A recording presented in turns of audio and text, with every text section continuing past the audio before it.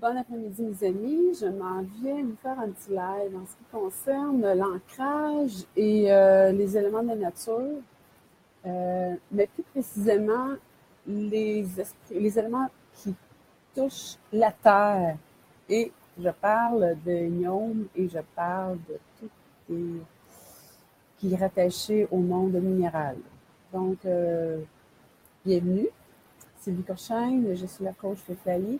Je m'en viens partager avec vous ce qui touche au niveau du féminin, qui touche aussi au niveau des esprits de la nature, qui touche aussi avec tout le monde de la fée et qui nous permet de ralentir le rythme, puis aussi de prendre expansion dans notre vie en sortant d'un moule qui est différent pour archiviculaire et de prendre expansion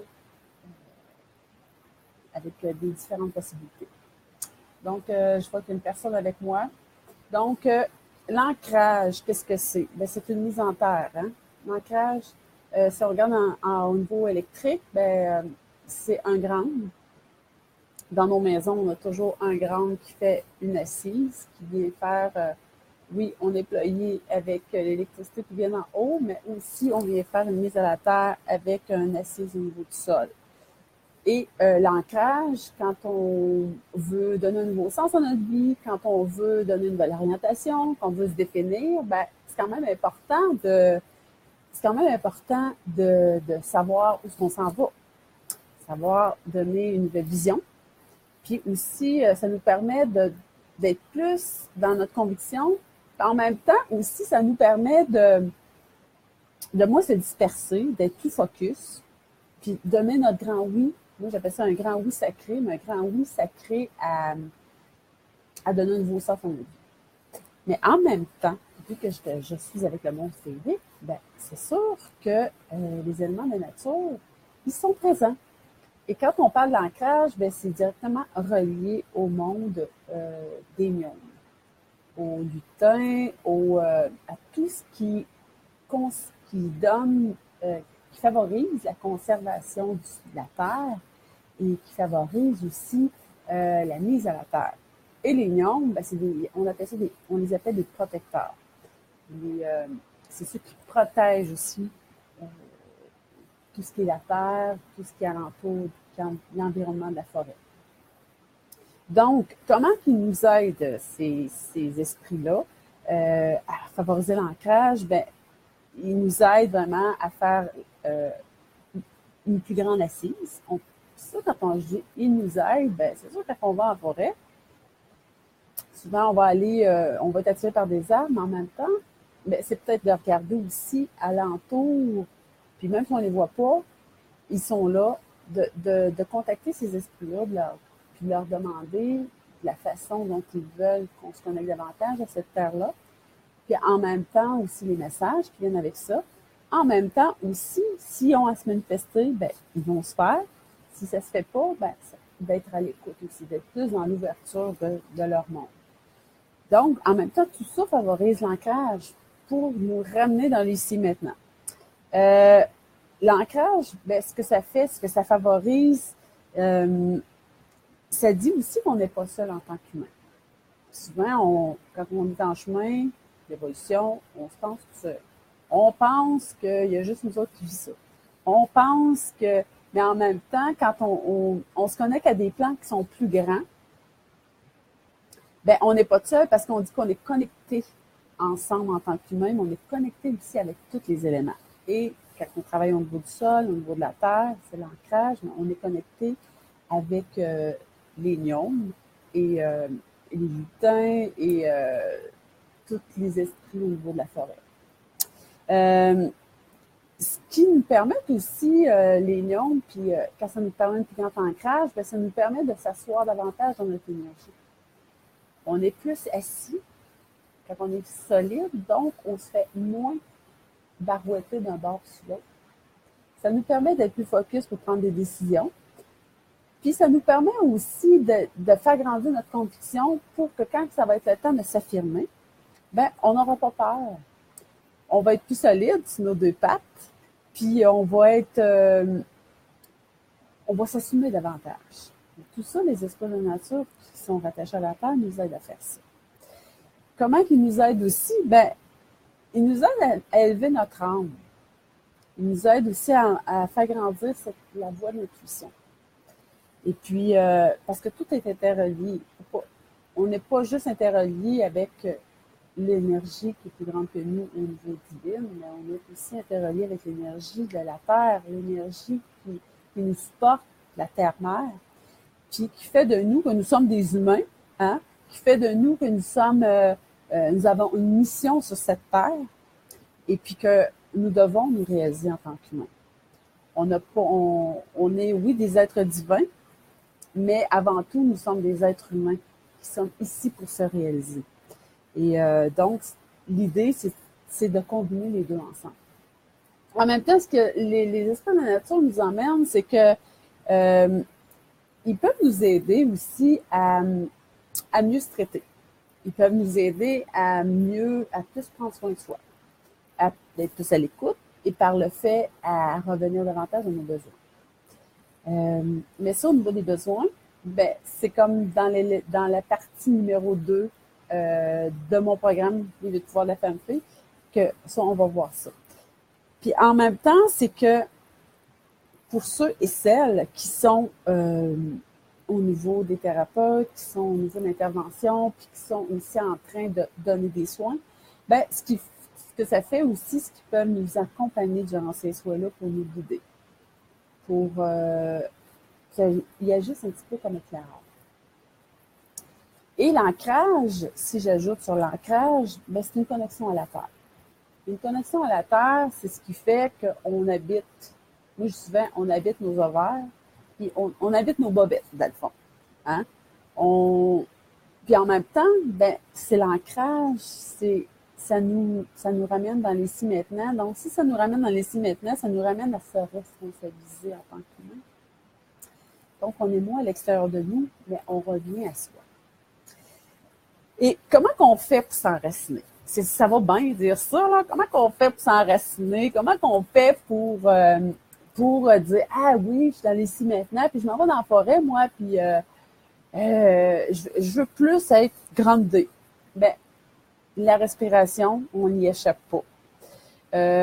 La respiration permet de baisser le rythme, de revenir à soi, de calmer le mental. La respiration permet aussi de dissiper la tension. Et quand on dissipe la tension, ben, on voit sur de nouveaux horizons. Et là, c'est là les fées qui arrivent. Donc, nouveaux horizons. Si on est moins obstrué au niveau du mental, puis qu'on s'est donné un outil pour mieux respirer, et on le pratique à tous les jours, et quand on va prendre des marches à l'extérieur, ben, ce que ça fait, c'est que la respiration nous garde dans le moment présent. La respiration nous garde dans l'ici maintenant. Mais la respiration nous empêche souvent d'avoir les pensées qui galvaudent, là. Les pensées, on appelle ça des pensées fuyantes, là. Hein? Souvent, quand on est parti, il y a une pensée, on est en méditation, on est parti. Mais plus qu'on apprend à respirer, puis à revenir à soi, puis à être avec soi, vous allez remarquer que ça favorise l'ancrage. Et si on combine tout ça avec les esprits de la nature qui sont là pour nous aider aussi, ben c'est du gagnant. Au niveau de l'ancrage aussi, c'est que je fais allusion aussi avec le pouvoir des arbres. Les arbres sont bien enracinés. Je dis souvent, ce que vous voyez au niveau des branches en haut de l'arbre, c'est la même quantité de racines que dans le sol. Imaginez-vous une grande érable d'à peu près, j'en ai une en avant de moi, là, d'à peu près, elle a peut-être, cette érable-là, 50 pieds d'eau, 60 pieds d'eau. Imaginez-vous dans le sol toute la quantité de racines que ça fait. Mais ça, c'est son ancrage à cette érable-là. Donc, quand ils vendent, elle est solide. Quand il y a des tempêtes, elle est solide. Elle ne se déracine pas facilement, là. Mais elle a poussé graduellement. Au fil des années, elle a fait ses racines. en même temps qu'elle a fait ses branches en l'air. Tu sais. Mais ça ne s'est pas fait en une année, ça s'est fait sur beaucoup d'années. Et c'est comme nous, l'humain. Il faut se donner le temps aussi d'évoluer, il faut se donner le temps d'aller chercher des outils, aussi de comprendre notre processus, de comprendre ce qui nous habite, nous, en dedans de nous. Puis ça se fait pas en claquant des doigts, tout ça.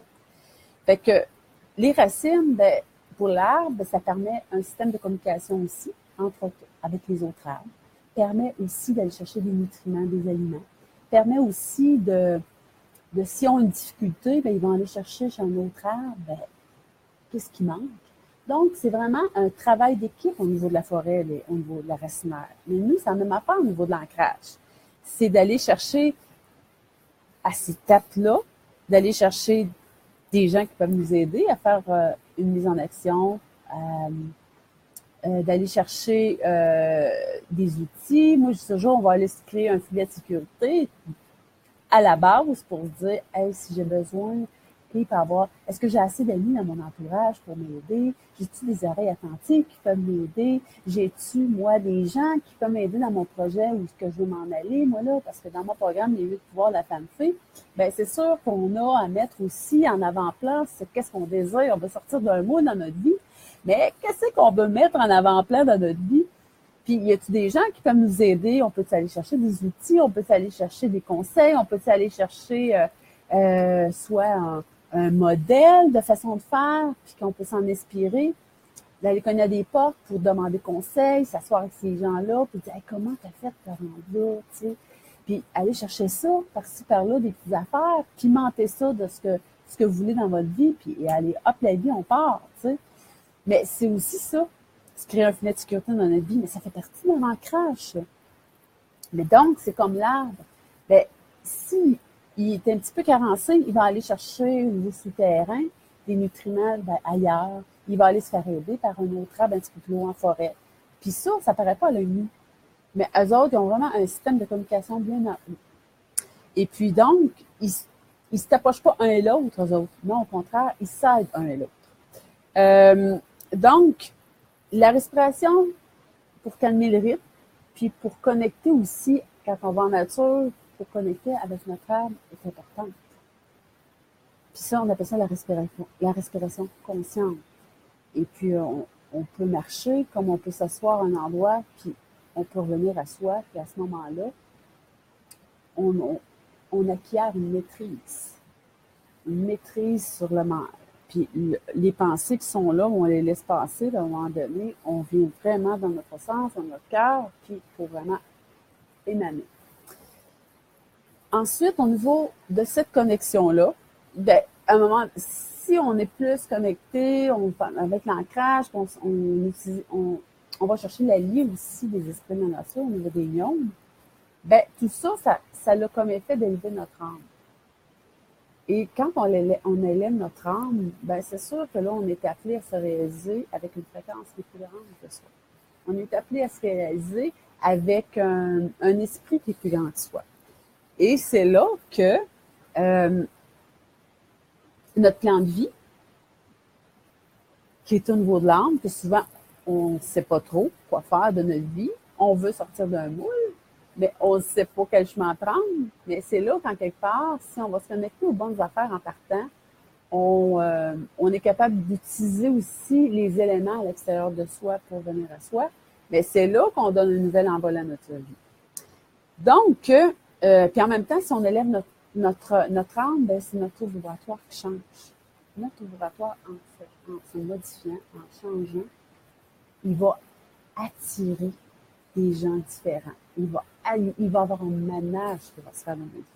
Il va avoir j'appelle ça une sélection naturelle. Tu sais, c'est comme en forêt, tu sais, les arbres, à un moment donné, il y en a qui meurent graduellement parce qu'ils sont pas assez forts, sont pas assez, ils manquent, ils sont pas assez solides. Certains sont pas assez solides. Donc, il y a comme une sélection naturelle qui se fait. Puis, il y en a qui meurent parce que soit qu'ils manquent de lumière. Bon. Mais pour l'humain, c'est la même affaire. Mais on meurt pas, mais il y a comme une sélection naturelle qu'il y a des gens qui s'éliminent.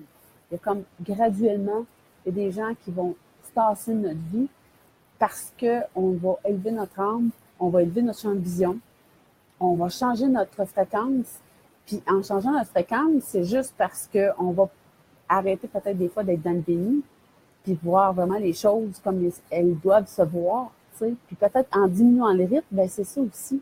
C'est qu'il y a des affaires qu'on ne voyait pas avant, puis on se dit « Oh my God, là, je vois ça parce que je suis moi dans le go-go-go, je suis moi dans le faire, je suis moi dans la performance. » Puis là, oh! La vie me permet de voir ça. Mais ça fait partie d'un ancrage aussi solide, tu sais. Puis ça, on voit ça en partant aussi. Au niveau des jardins, au niveau de l'ancrage, au niveau des nions, ben c'est sûr que moi, j'ai une partie aussi de ce que je fais qui s'appelle Devin Jardin, dont je permets aux gens aussi d'avoir un jardin de fées chez soi. Et ce que je propose, c'est d'avoir un gardien des lieux. Et le gnome, c'est le gardien de la terre. Et lui, c'est un grand protecteur.